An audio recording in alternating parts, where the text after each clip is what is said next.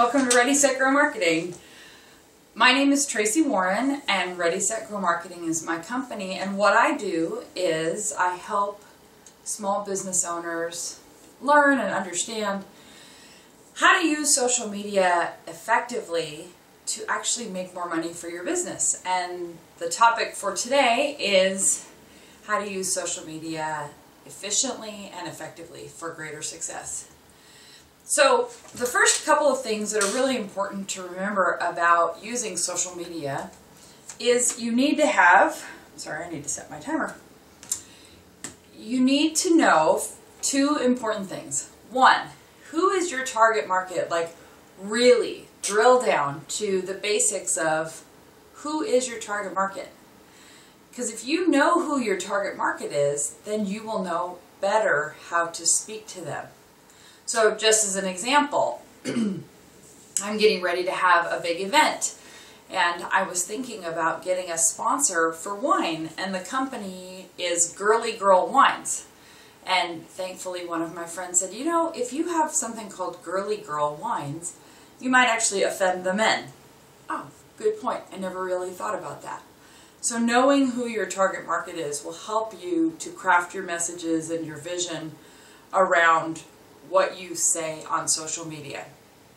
The second thing it's important to know is you need to have a strategy. And as a general rule, your strategy cannot be, I need more clients.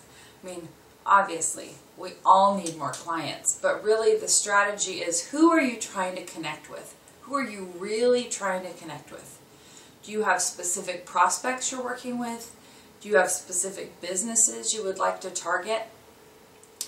Some of that will depend on whether you're a B2B business or a B2C business.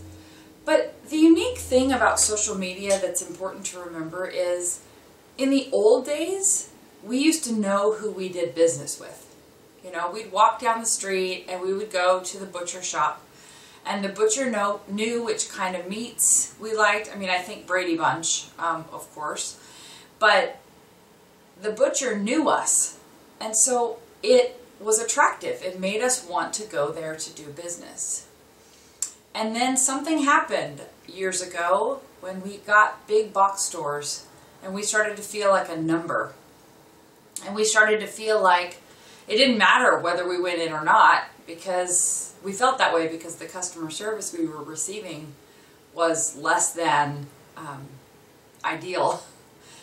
But with social media, we can now all of a sudden be human again. Because whether we're B2B or B2C, ultimately, we're people wanting to do business with other people. And so being able to connect on a human level is really the great advantage of social media. And because it's available to everyone, it really levels the playing field. So I want to talk to you today about 5 or 6 things you should be doing and ways to make that more efficient and effective so that you can make more money.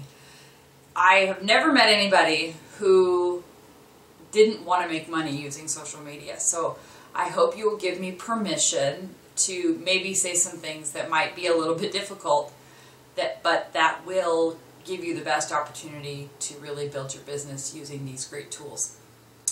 Number 1, know your keywords and use them. So at the summit, I kept talking about Google world domination, that really Google controls whether or not we get found, whether or not people choose to do business with us. And that might seem discouraging. However, if you know what your keywords are, what are the words that people use to find you?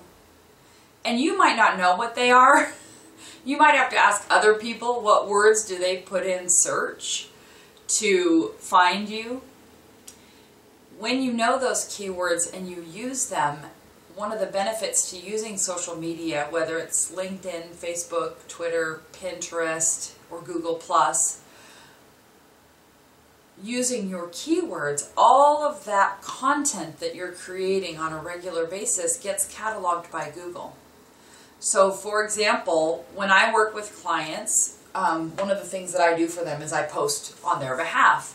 So everyone that I have as a client, if you actually Google their name, what comes up in search results is their Facebook page, then their Twitter account, and then their website. And usually that's because a website is static. It doesn't really change a whole lot. But so using your keywords when you're posting on social media can really help drive your Google search results and increase them.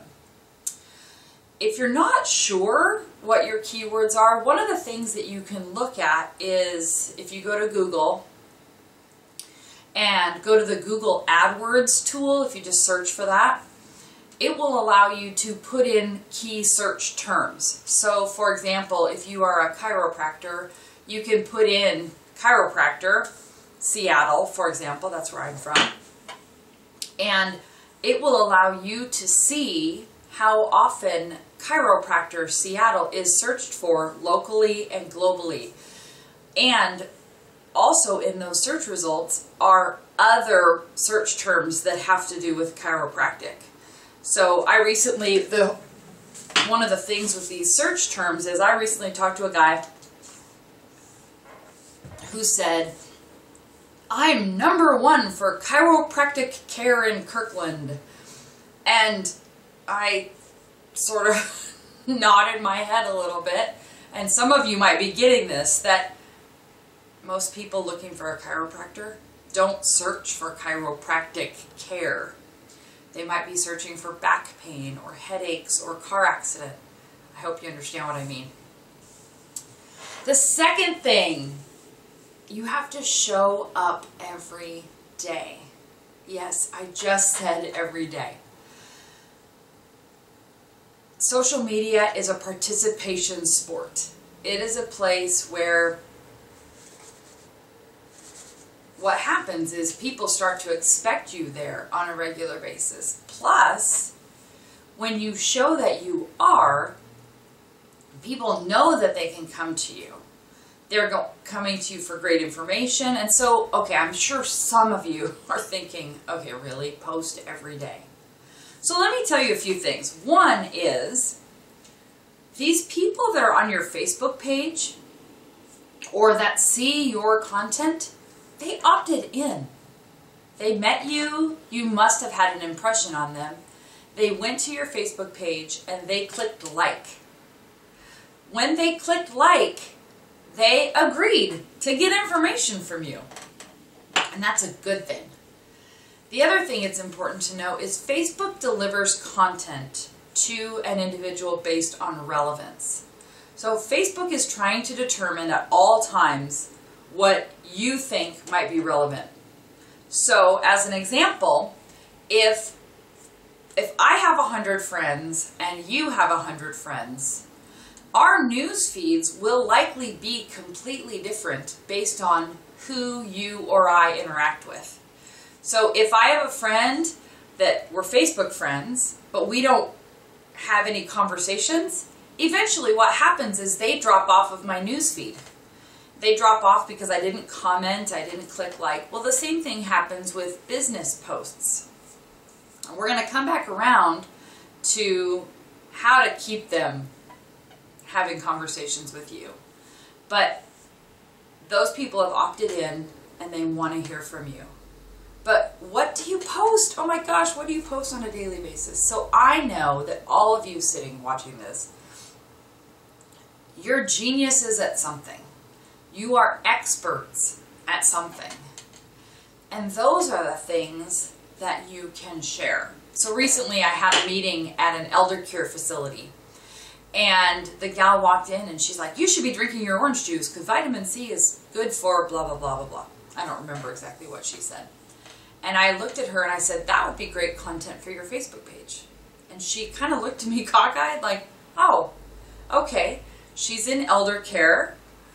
They're dealing with people with Alzheimer's and dementia and other things. And if there are things that she can tell me to do now that can prevent that, that is content that I'm going to find interesting on her Facebook page. Posting about events and business partners. I mean, there's so many things that you can be posting about.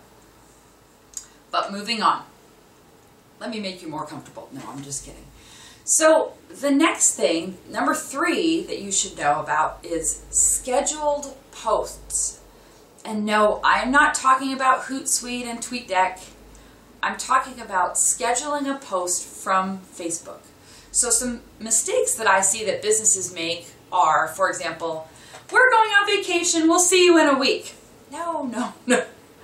My Facebook fans never know when I'm on vacation. Because through Facebook, when I go to my business page, if I start to type in a status, a little clock appears in the bottom left-hand side. I click on that and it allows me to choose a date and a time to send stuff out. And I do.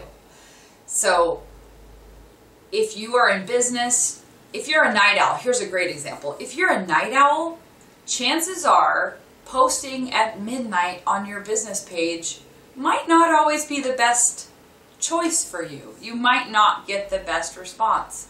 So if you have moments of brilliance at midnight, great. Sit down at your Facebook page, type in your status, set it to go out the next morning. No one needs to know that you did that. Just as a warning, be sure you know when you have scheduled posts. This week is a prime example because of what happened in Boston.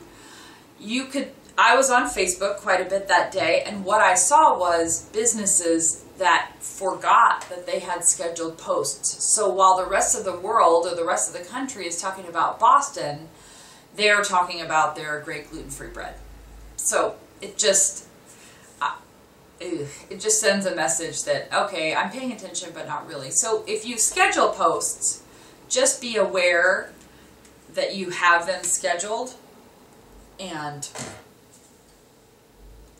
adjust if you need to. There's a lot of stories about companies that really have messed that one up. So, and the other great thing about scheduling your posts is if you have a most creative time of the week, or if you want to set aside an hour or two, you can sit down and plan out what you want to say for the week or for the month. Another idea is to have special days of the week. So maybe it's Motivation Monday or Tip Tuesday. Anything you can do to make it easier for you is a smart thing to do. Number 4. And number 4 and number 5 really go together. Number 4 is engage in conversation, and number 5 is listen. So earlier I talked about what to post, and one of the most important things you can be doing is engaging. It's not just about telling, or selling, but about asking questions, getting their feedback, getting their opinion. And that is how you get people coming back to your page. Or they keep coming back and they keep responding because you're there and you're asking them to be involved. There's actually a company I know of, they're called Squishables. They sell big squishy stuffed animals. Their page, every time they launch a new product, like a penguin for example, they can't decide if they're going to put a yellow bow or a purple bow on it. And so they post side-by-side pictures on their Facebook page of the prototypes and say, which do you like better, yellow or purple? And they get hundreds of people responding. So, I mean, maybe you're not going to get hundreds of people responding, but when you have a pattern of sharing great content, you're genius, and then asking questions and engaging, then they're going to keep coming back for more. And the listen piece, I think this is one of the biggest mistakes businesses make. That 90%, I believe is the number, of business posts are never responded to. So what that means is someone is coming to your business page, they're asking a question, they're getting involved, and the business is never responding, 90% of the time. What's encouraging about that is that it's a great way, if you start to listen and respond, for you to stand out. The other thing about listening is you can listen to what other people are doing. So if you are not familiar with Twitter, you should be. It's a really great place to listen. So I heard somebody talking at the summit about, I'm never going to tweet. And I turned around and said, you never have to tweet to have success using Twitter. And that's really true. If you go to search.twitter.com, you can search for any subject and you can see what people are talking about right this second on the internet. So if you use Google, for example, and I type in social media for business, Google is going to give me results based on popularity. So they might give me an article that's 3 years old, and in internet time, 3 years is an eternity. But if I go to Twitter, if I go to search.twitter.com, and I search for social media, I can see what people are talking about right this second. Well, why do you want to know what people are talking about right this second? Well, that might be a great place for you to find articles to share or things that are relevant, or maybe you're not sure what to write a blog post about. You can go to Twitter, see what other people are talking about, and then piggyback on their conversations. So those 5 things: know your keywords and use them, show up every day, schedule posts, engage in conversation, and listen. Those are just 5 great ways to make your social media more effective and more efficient. And I know if you've got questions, I would love to answer them for you. That's kind of the downside to using video, is I don't actually have you in front of me. So I did want to make a quick offer for you. One of the things that I do with my potential clients or people that I talk to is I offer a social media discovery session. So what that looks like is we get on the phone for a half an hour and we really look at your profiles and talk about some opportunities you might be missing out on and how you might proceed forward. If you're interested in doing something like that, the summit offer was $97. Just contact me at Tracey@ReadySetGrowMarketing.com and I would love to talk to you. Thanks so much. Have a great day.